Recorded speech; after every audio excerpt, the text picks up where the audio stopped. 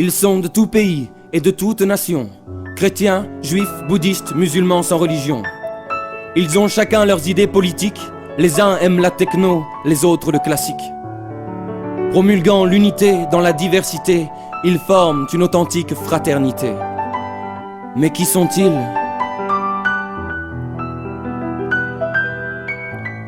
Penseurs libres plutôt que libres penseurs, ils cultivent en eux l'intelligence du cœur. Ils sont très humanistes et font de l'être humain le cœur de leur philosophie au quotidien. Cherchant la vérité au-delà des croyances, ils mènent une quête de connaissances. Mais qui sont-ils ? Spiritualistes sans être religieux, ils ont une approche ésotérique de Dieu. Ils ne voient pas en lui un être surnaturel, mais une conscience, une énergie universelle. Leur enseignement n'est en rien dogmatique. On dit de lui qu'il est profondément mystique. Mais qui sont-ils ? Mais qui sont-ils ? Ils ne croient ni au paradis ni à l'enfer, pas plus qu'aux démons, au diable, à Lucifer. Recherchant le vrai sens de l'existence, ils accordent peu d'importance aux apparences.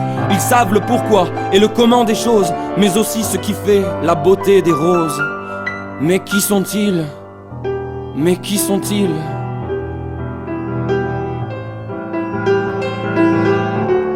Envisageant la mort comme une transition, la plupart adhèrent à la réincarnation. Ils maîtrisent l'art de la méditation et connaissent les arcanes de l'initiation. Ils aiment s'harmoniser avec la nature et se ressourcer à ce qu'elle a de plus pur. Mais qui sont-ils ? Prenant soin de leur âme autant que de leur corps, ils font de la sagesse le plus beau des trésors. Ils pensent qu'il y a la vie au-delà de la terre et que d'autres humanités peuplent l'univers. Beaucoup ont vu Avatar, mais aussi Shoah.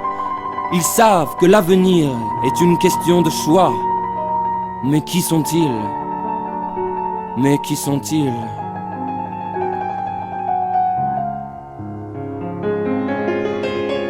Le monde ne va pas bien, mais ils gardent l'espoir de le rendre meilleur et d'embellir l'histoire. Écrivains, savants, artistes et musiciens, en toute époque et en tout lieu les ont rejoints. Ils ont pour devise la plus large tolérance, ajoutant dans la plus stricte indépendance. Mais qui sont-ils ? Mais qui sont-ils ? Dan Brown leur rend hommage dans le symbole perdu, mais il semble ignorer qu'ils n'ont pas disparu. Formant jadis une société secrète, ils ont désormais leur site sur internet.